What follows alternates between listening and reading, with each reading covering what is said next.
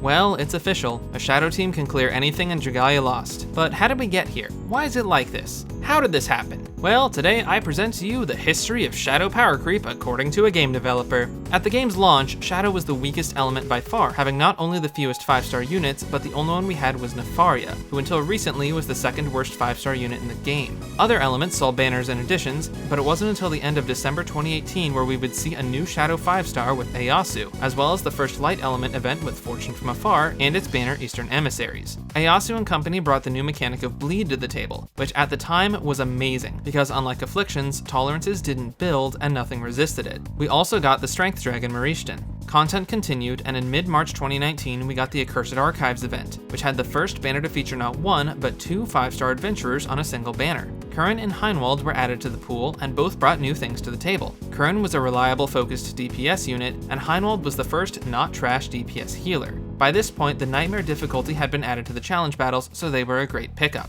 Things were quiet in Shadow for a while until we got Veronica during the Fire Emblem Heroes event. Veronica featured a new type of playstyle where the user intentionally lowered their HP to deal more damage, introducing a riskier playstyle for some respectable numbers. Shortly after, Eastern Emissaries got a rerun, giving players another chance at Eyasu. A few banners later, we got the Festival Phenoms banner, which introduced Jotun and Natalie. Both of these characters were the first to use the energy mechanic in a more meaningful way, with Jotun growing stronger with each level, and Natalie further improved upon the low HP high damage kit that Veronica had with a skill that automatically set her to a low HP amount. This easily made her comparable to her competition, Eyasu. This banner also added Shinobi, a skill damage dragon whose dragon skill could energize the team. At this point, things were going well for Shadow. The only overlap in weapon type was two blades who had comparable damage output and played differently. But in mid-July 2019, Cygames announced and released their fourth Gala character, Gala Cleo. Up to this point, Gala characters were a very nice pickup, boasting multiple resistances and often unique mechanics. But Gala Cleo raised the bar and literally changed the game. From her reveal trailer, it was evident that she was strong, as her skill 1 dealt over 2,000 damage, where previous trailers showed units with the same build dealing damage in the mid-hundreds. And she had access to an enormous buff zone that raised the strength of units inside it by 25%, the largest single strength buff as of the time. And her skill 2, of course, lowered enemy defense, and on skill shifts also strength, and healed the team. Days later, the results were in. Gala Cleo was not only stronger than any unit before her, she was stronger by enormous margins, and was better than many other units even off element. High Jupiter Shroud released with her Gala banner and was quickly reduced to runs of just 4 Gala Cleo. While other runs were possible, nothing touched the speed or accuracy of a 4 Gleo run. Shortly after, new levels of Mercurial Gauntlet came out, and due to being able to iframe attacks, Gala Cleo was able to join any team for any gauntlet. Not only that, but the difficulty of the Light Gauntlet scaled much steeper than that of any other element, forcing players who did not have Gala Cleo to need to invest extremely heavily to have a chance at clearing the top level at the time. After Gala came the Summer event, and Part 2 released Summer Verica, who added the new ability of Lifesteal, letting DPS heal themselves relative to their DPS. This also saw a new buff to skill damage dragons like Siren and Shinobi, solidifying them as best in slot for units like Gleo with 2 attacking skills. Things were quiet for a while as Gala Cleo reigned supreme and unchallenged, until Dragalia's anniversary rolled around with another Shadow banner. This one added Delfy and Cassandra to the mix. Delfy made his mark by being a remarkable source of poison and a solid buffer,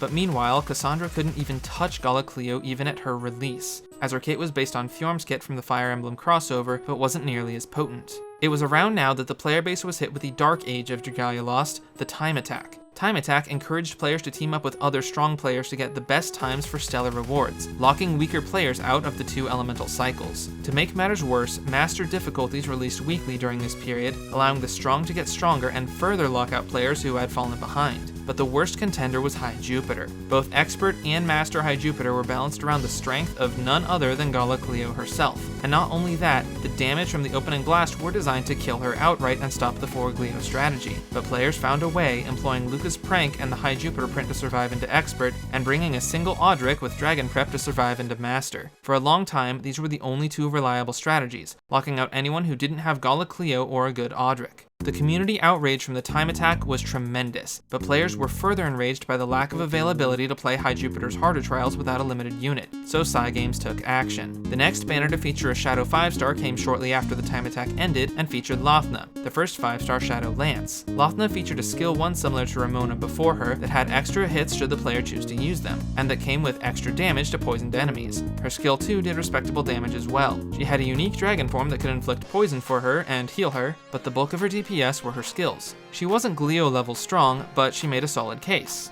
The next large update for Shadow came in late December when Cygames released their first set of mana spirals. Most were fire, but the roster included Cassandra and Botan. Eyasu followed shortly thereafter. The three received a power update that allowed them to challenge the higher levels of High Jupiter more easily, and by now players had started to obtain High Dragon weapons with the toxicity of time attack gone, but Gala Cleo continued to reign supreme.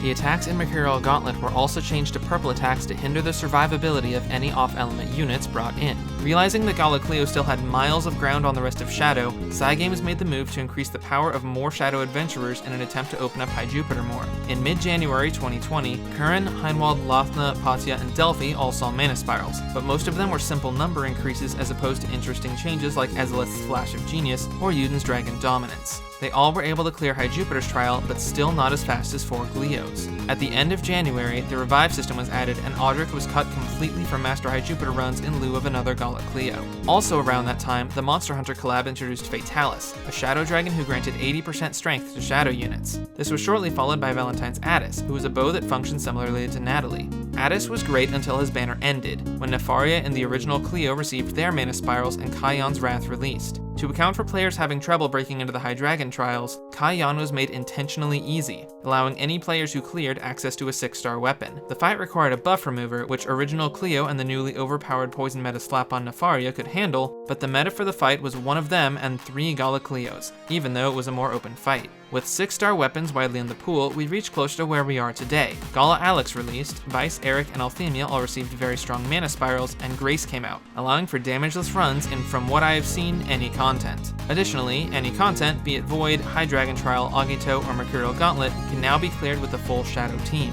That's it. In short, from start to finish, we had only Nefaria, then New Year's with Bleed, then a slew of respectable Shadow 5-star units, then Gleo released, Mercurial Gauntlet and High Jupiter balanced around Gleo, and Cygames has been correcting the strength of other adventurers with mana spirals and weapon access ever since. And now, balance has been achieved within the element of Shadow, at the cost of overshadowing everyone else.